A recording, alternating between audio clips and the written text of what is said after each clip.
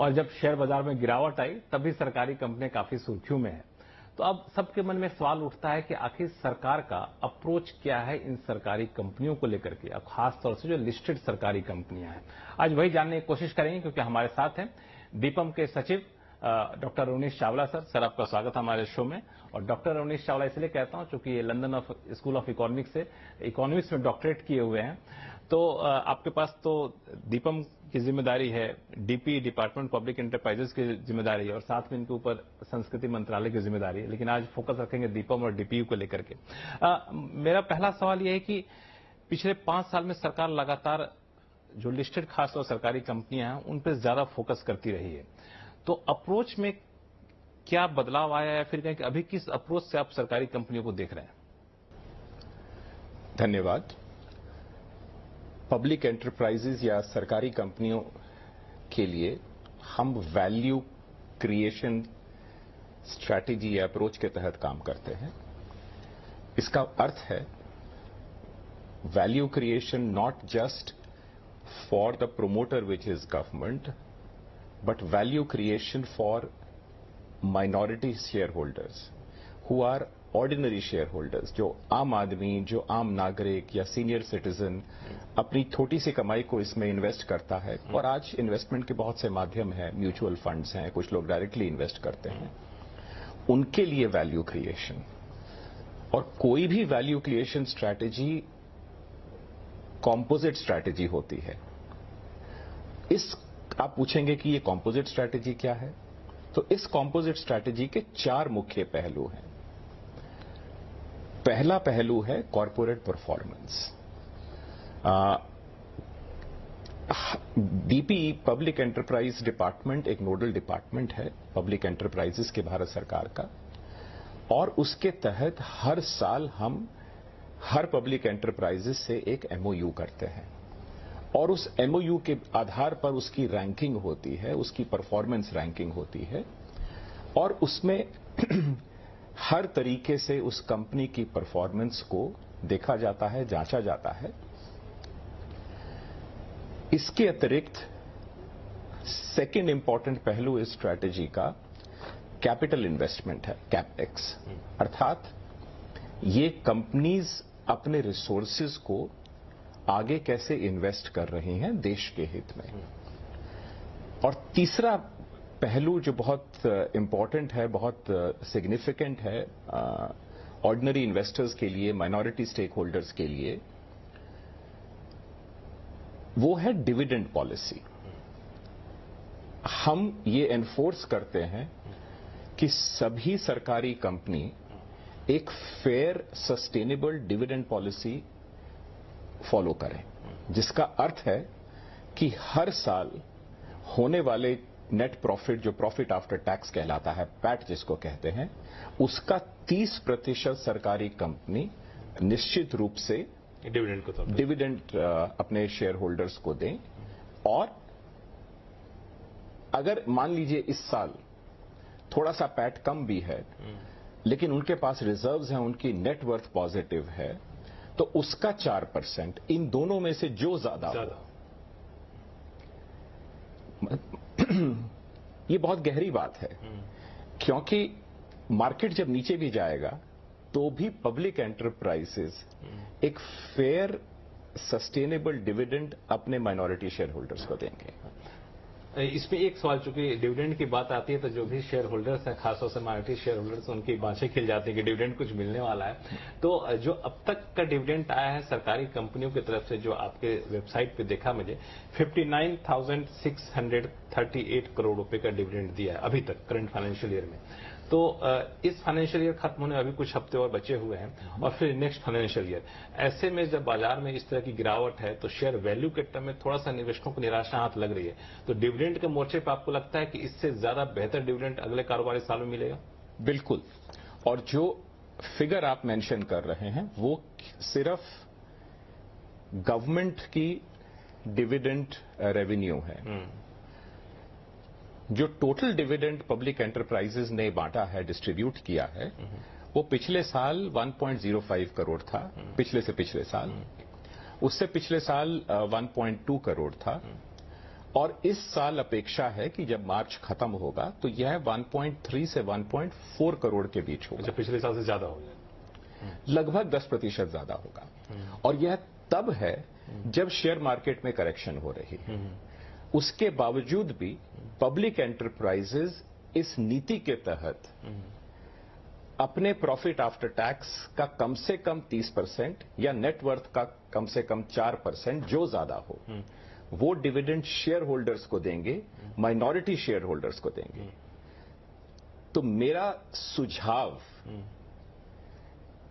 आम नागरिकों से और शेयर होल्डर से, माइनॉरिटी शेयर होल्डर से या ऐसे सीनियर सिटीजन्स या आम नागरिक जो अपनी सेविंग्स को म्यूचुअल फंड्स के माध्यम से और म्यूचुअल फंड मैनेजर से, मेरा यह सुझाव होगा कि अपने पोर्टफोलियो का कुछ हिस्सा अवश्य पब्लिक एंटरप्राइज में डालें, क्योंकि वहां पे आपको सस्टेनेबल डिविडेंड रेवेन्यू मिलेगी गवर्नमेंट पॉलिसी के तहत।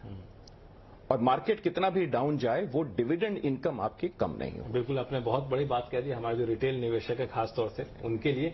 तो इस साल तो आप कह रहे हैं 10% डिविडेंड ज्यादा मिलेगा पिछले साल के मुकाबले। अगले साल कुछ रोड मैप तैयार किया आपने? बिल्कुल, अगले साल 10% और ज्यादा मिलेगा। इस साल से अगले साल 10% और ज्यादा मिलेगी। जी, क्या बात करिए, बहुत बड़ी बात आपने कह दी। एक चीज जो आपसे मैंने शुरू में पूछा, अप्रोच क्या आपका, उसके पीछे पूछने का मकसद यह था कि जब कोविड के टाइम में सरकार ने पब्लिक सेक्टर एंटरप्राइजेस पॉलिसी का ऐलान किया था, जिसमें कहा था कि नॉन स्ट्रेटेजिक सेक्टर से सरकार बाहर निकल जाएगी, स्ट्रेटेजिक सेक्टर में 4 कंपनियां रहेंगी। उसके बाद कई सारी कंपनियों के स्ट्रेटेजिक सेल को कैबिनेट ने मंजूरी दी थी। शुरू में लगा कि रफ्तार तेजी से बढ़ रही है, लेकिन अब धीरे से कम हुई। एक एग्जांपल दे दूं कि जनवरी 2021 में आरआईएनएल का आपने 100% स्टेक सेल का डिसीजन लिया, लेकिन पिछले महीने जनवरी में ही आपने उसमें 11,000 करोड़ रुपए का रिवाइवल पैकेज दिया। तो अब आपको लगता है कि उस अप्रोच में जो 2021 का अप्रोच था स्ट्रेटेजिक सेल का, उसमें बदलाव आया है? देखिए, इसमें कुछ भ्रांतियां हैं। अच्छा, सरकार की नीति यह थी कि कुछ सेक्टर स्ट्रेटेजिक हैं जिसमें नेशनल इंटरेस्ट इन्वॉल्व है, जैसे कि defence, railways, infrastructure, critical minerals या फाइनेंशियल जो हमारे सेक्टर हैं, जो बैंकिंग हो गई, इंश्योरेंस हो गई, पेंशन हो गई। इसमें गवर्नमेंट, सरकार की प्रेजेंस आवश्यक है नेशनल इंटरेस्ट के लिए। कुछ सेक्टर्स ऐसे हैं जहां पे हम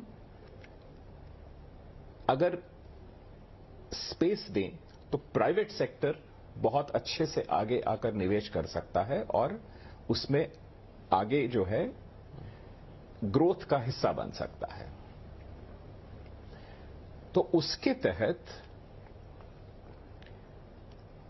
60 के करीब यूनिट्स को आइडेंटिफाई किया गया था, चिन्हित किया गया था, जिसमें से और strategy closure oblique strategic disinvestment थी, जिसमें से 30 को ऑलरेडी बंद किया जा चुका है और उसमें प्राइवेट सेक्टर को जगह मिली है काम करके परफॉर्म करने की और देश को आगे ले जाने की। 10 को ऑलरेडी डिसइन्वेस्ट किया जा चुका है और बाकी सब पे कार्य चल रहा है। एक, जैसा मैंने बताया कि कंपोजिट स्ट्रैटेजी का जो चौथा पिलर जिसकी बात हमने नहीं की, वो कैलिब्रेटेड डिसइन्वेस्टमेंट है। कैलिब्रेटेड डिसइन्वेस्टमेंट का मतलब है कि हम सोच समझ के कैलिब्रेटेड तरीके से डिसइन्वेस्ट करते हैं। कोई भी asset manager market conditions, corporate performance और स्ट्रेटेजिक ऑब्जेक्टिव्स को देखते हुए ही निर्णय लेता है। इसमें थोड़ा सा स्पेसिफिक सवाल आपसे पूछूं कि इनमें से कई सारी कंपनियां हैं जिसको कैबिनेट ने अप्रूवल दे दिया स्ट्रेटेजिक सेल का, तो अगर आप थोड़ा सा क्वांटिफाई कर सके कौन कौन सी कंपनियां ऑन द टेबल है जिसको कैबिनेट ने अप्रूवल दे दिया है? मार्केट सेंसिटिव इंफॉर्मेशन मेरे लिए देना संभव नहीं होगा, लेकिन मैंने आपको स्ट्रैटेजी बता दी कि इसी कैलिब्रेटेड स्ट्रैटेजी के तहत कार्य चल रहा है और समय समय पर हम ओएफएस लेकर आते हैं, समय समय पर हम आईपीओ लेकर आते हैं और जैसे जैसे हम लाते हैं हम आपको जानकारी देंगे। ताकि ऑर्डिनरी इन्वेस्टर, चाहे वो डायरेक्टली इन्वेस्ट करे या अपने म्यूचुअल फंड मैनेजर्स के थ्रू इन्वेस्ट करे, उसे यह मौका मिले। इसमें एक थोड़ा सा और सवाल मैं अलग तरीके से पूछूंगी। जिस तरीके से मार्केट कंडीशन है अभी, और अभी बहुत ज्यादा मार्केट में रिवाइवल के चांसेस कम दिख रहे हैं, तो स्ट्रेटेजिक सेल को लेके थोड़ा सा गो स्लो मोड में रहेंगे, क्योंकि जाहिर तौर पे संपत्ति सरकार की है, मतलब घर की संपत्ति बेचेंगे तो देखेंगे कि अच्छी कीमत मिले तभी बेचेंगे। तो क्या ये अप्रोच रहेगा सरकारी संपत्ति डाइवेस्टमेंट में? मैं नाम नहीं पूछ रहा हूं कंपनियों का आपसे। नहीं, आपका सवाल वाजिब है। मार्केट करेक्शन के फेज में है, लेकिन अब करेक्शन होना भी शुरू हुआ है, कुछ उछाल भी आया है रिसेंटली, लेकिन इससे विचलित होने की आवश्यकता नहीं है। जैसा कि मैंने बताया, इसके दो कारण हैं। पहला कारण, पब्लिक एंटरप्राइजेस के पीछे सरकार है, सरकार की नीति है कि हम कंसिस्टेंटली और सस्टेनेबल तरीके से डिविडेंड देंगे और इस प्रॉफिट और इस वैल्यू को आम लोगों के बीच, आम नागरिक से बांटेंगे। और दूसरा, दीपम अपने मॉडल्स के ऊपर काम करता है, जिसमें ये सारी चीजें, ये सारे ट्रेड ऑफ्स पर एक समेकित दृष्टिकोण से निर्णय और कार्य किया जाता है, और सही समय पर यह कार्य किया जाता है। थोड़ा सा और स्पेसिफिक पूछ लूं आपसे, क्योंकि हमारे दर्शक थोड़े से इन सब चीजों को जानना चाहते हैं।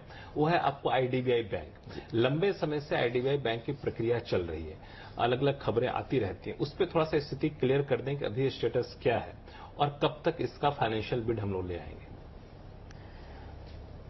देखिए,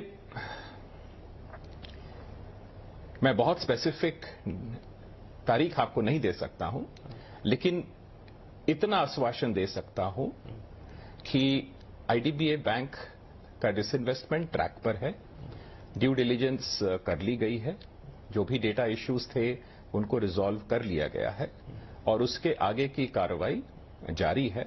आप अगले 3-4 महीने में कुछ ना कुछ खबर अवश्य देखें।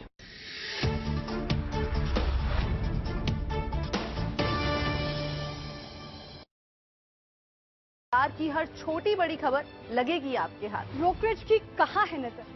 बिग ब्रोकरेज बेट्स में दिखेगा पक्का असर। सत्ता के गलियारे की हर हलचल, पॉलिसी मेकर्स के हर फैसले पर पैनी नजर, बाजार, इकोनॉमी और आप पर असर डालने वाली हर खबर। इन्वेस्टर्स और ट्रेडर्स दोनों के काम की बात। समझिए मार्केट की पल्स मेरे साथ।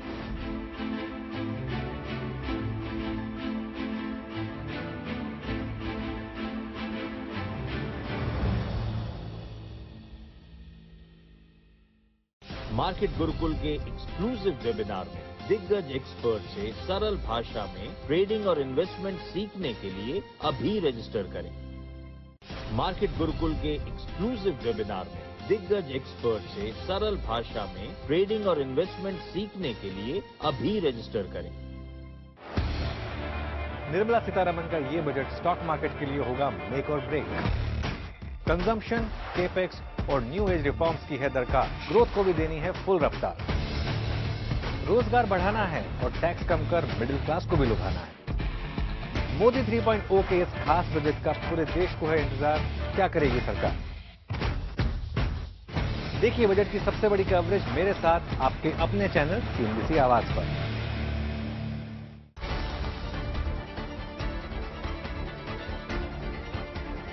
निर्मला सीतारमण का ये बजट स्टॉक मार्केट के लिए होगा मेक और ब्रेक। कंजम्पशन, केपेक्स और न्यू एज रिफॉर्म्स की है दरकार, और ग्रोथ को भी देनी है पूरी रफ्तार। रोजगार बढ़ाना है, टैक्स कम कर मिडिल क्लास को भी लुभाना है। मोदी 3.0 के इस खास बजट का पूरे देश को है इंतजार, क्या करेगी सरकार?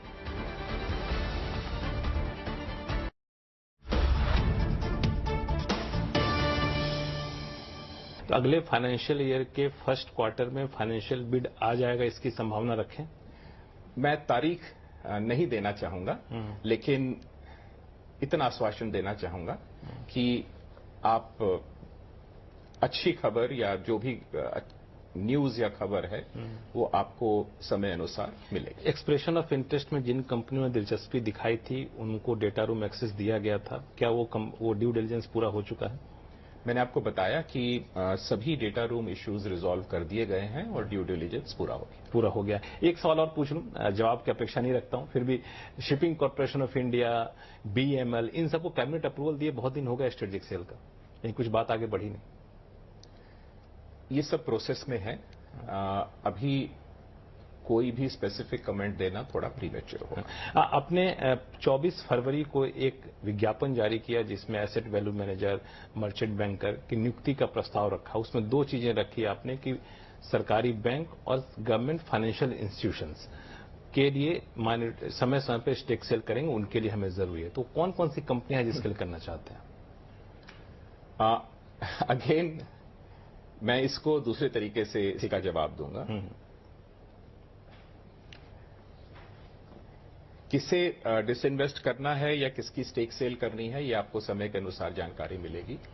हमने आरएफपी इसलिए निकाला था कि फाइनेंशियल सेक्टर में हम चाहते हैं कि अच्छे से अच्छे इन्वेस्टमेंट मैनेजर्स सामने आए इस काम में हमारी सहायता करने के लिए, और इसीलिए उसको ब्रॉड बेस रखा गया है ताकि इस सेक्टर में जितने लोग कार्य करते हैं वो सभी फाइनेंशियल इंस्टीट्यूशंस को एक साथ एक नजरिए से देखकर कार्य करते हैं। उनकी स्ट्रैटेजी भी अलग होती है, जैसे कि एक ऑयल कंपनी या कोल कंपनी और एक फाइनेंशियल सेक्टर की जो फाइनेंसिंग कंपनी है, इनका एक तरीका काम करने का, इनके ऑपरेशंस, इनकी बैलेंस शीट को देखने का नजरिया तरीका अलग होता है। मैं इस सवाल इसलिए पूछा आपसे क्योंकि जो सेबी की गाइडलाइंस के हिसाब से मिनिमम पब्लिक शेयर होल्डिंग की कंडीशन को आपको 2026 तक पूरा करना है, लेकिन आपने जो नियुक्ति का विज्ञापन दिया वो 3 साल के लिए दिया। तो क्या इस मिनिमम पब्लिक शेयर होल्डिंग की शर्त को पूरा करने की मियाद आगे बढ़ाने की वकालत या सिफारिश करेंगे आप सेबी से? हम उसी दिशा में बढ़ रहे हैं जिसको आप इंडिकेट कर रहे हैं। ट्रांजैक्शन एडवाइजर्स, इन्वेस्टमेंट एडवाइजर्स की नियुक्ति, उनका चयन एम्पैनलमेंट के आधार पर होता है और उसकी सामान्य टेन्योर 3 साल है। एक सवाल, चूंकि आपने जो 4 अप्रोच शुरू में बताए थे उसमें से एक अप्रोच था फाइनेंशियल कंडीशन को इंप्रूव करना। जो मैंने डेटा देखा उसमें से देखा कि सरकारी कंपनियां अपने खजाने से, जिसको हम लोग इंटरनल और एक्स्ट्रा बजटरी रिसोर्सेज कहते हैं, उनसे खर्च करना पिछले 5 साल में कम कर दिया है।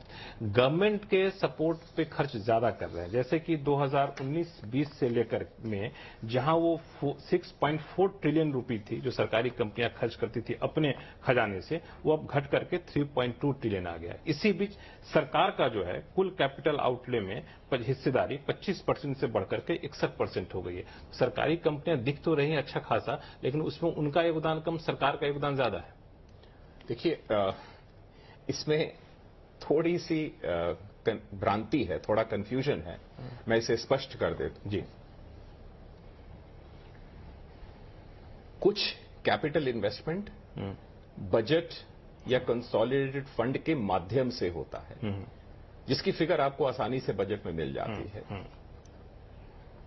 कुछ capital investment internal and extra budgetary resources, जिसको आईबीआर कहते हैं, उसके माध्यम से होता है। आईबीआर के 2 इंपॉर्टेंट वर्टिकल्स हैं, 2 इंपॉर्टेंट हिस्से हैं, पार्ट हैं। उसका पहला हिस्सा है पब्लिक अंडरटेकिंग पीएससीज, जिसके लिए दीपम और डीपीई हम जिम्मेवार हैं, उसको हम मॉनिटर करते हैं और बहुत कड़ाई से मॉनिटर करते हैं। दूसरा उसका हिस्सा है बड़ी बड़ी government entities like railways, like highways, like ports, airport authorities, metro rails. ये बड़ी बड़ी जो गवर्नमेंट, भारत सरकार की जो एंटिटीज हैं, उनके भी इंटरनल रिसोर्सेज होते हैं। इसके अतिरिक्त उन्हें बजट से सपोर्ट मिलता है। तो इन दोनों में फर्क है। आप एक तरफ इंफ्रास्ट्रक्चर क्रिएट कर रहे हैं जिससे देश की ग्रोथ बेटर होगी, प्राइवेट सेक्टर की क्राउडिंग इन होगी और पब्लिक और प्राइवेट निवेश बढ़ेगा। दूसरी तरफ पब्लिक एंटरप्राइजेस हैं। तो पब्लिक एंटरप्राइजेस का जहां तक सवाल है, उनकी financial performance, top line, bottom line और कैपिटल इन्वेस्टमेंट तीनों सस्टेनेबल तरीके से बढ़ रहा है। उदाहरण के लिए पिछले वर्ष 2023-24 में 3.23 लाख करोड़ का कैपिटल इन्वेस्टमेंट पब्लिक एंटरप्राइजेस ने किया था। इस वर्ष 3.4 लाख करोड़ के टारगेट के विरुद्ध ऑलरेडी 3.3 करोड़ हो गया है और यह टारगेट एक्सीड होगा और अगले वर्ष इससे भी बड़ा टारगेट 4.31 लाख करोड़ रखा गया है और हम उसे भी हासिल करने का पूरा प्रयास करेंगे। बहुत अच्छा आपने आश्वासन दिया। एक आखिरी सवाल, नेशनल मोनेटाइजेशन प्लान का एक फेज तो पूरा हो गया लगभग, दूसरे फेज का ऐलान बजट में किया गया था, उसका कुछ रोड मैप अब तक तैयार हो पाया है, काम आगे बढ़ा है? जी बिल्कुल, उस पर तेजी से काम चल रहा है, उसका रोड मैप बनाया गया है। इसे whole of the government approach के तहत किया जा रहा है और इसमें सभी मंत्रालय शामिल हैं और उसमें हम भी शामिल हैं और मिलजुल कर 5 साल में इस लक्ष्य को हम हासिल करेंगे। इस 2.0 में फोकस किस सेक्टर से ज्यादा आपको दिख रहा है? इसमें सभी सेक्टर्स हैं। इसमें इंफ्रास्ट्रक्चर के सेक्टर्स हैं, इसमें हाईवेज हैं, इसमें रेलवेज हैं, इसमें कोर सेक्टर्स हैं जैसे कोल, पेट्रोलियम, मिनरल्स, नेचुरल रिसोर्सेज और इसके अतिरिक्त जो नॉन कोर एसेट्स हैं डिफरेंट सीपीएससीज के, वो भी इसमें शामिल हैं। नेशनल लैंड मॉनेटाइजेशन कॉर्पोरेशन जो हमारा डीपी का हमारा अंग है, उसे भी कार्यरत कर दिया गया है। हाल ही में आपने देखा होगा कि उसके सीईओ की नियुक्ति की गई है, उन्होंने योगदान दे लिया है और हम इस पर तेजी से काम कर रहे हैं। चलिए, बहुत बहुत शुक्रिया सर हमसे बातचीत करने के लिए। तो ये थे दीपम सेक्रेटरी और DP secretary doctor Arunish Chawla ji, और खासतौर सरकारी कंपनी की हालत किस तरह से बेहतर होगी उसका पूरा रोड मैप आपके सामने रखते हुए।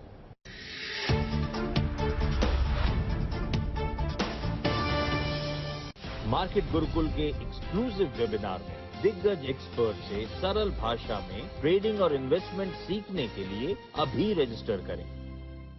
मार्केट गुरुकुल के एक्सक्लूसिव वेबिनार में दिग्गज एक्सपर्ट से सरल भाषा में ट्रेडिंग और इन्वेस्टमेंट सीखने के लिए अभी रजिस्टर करें।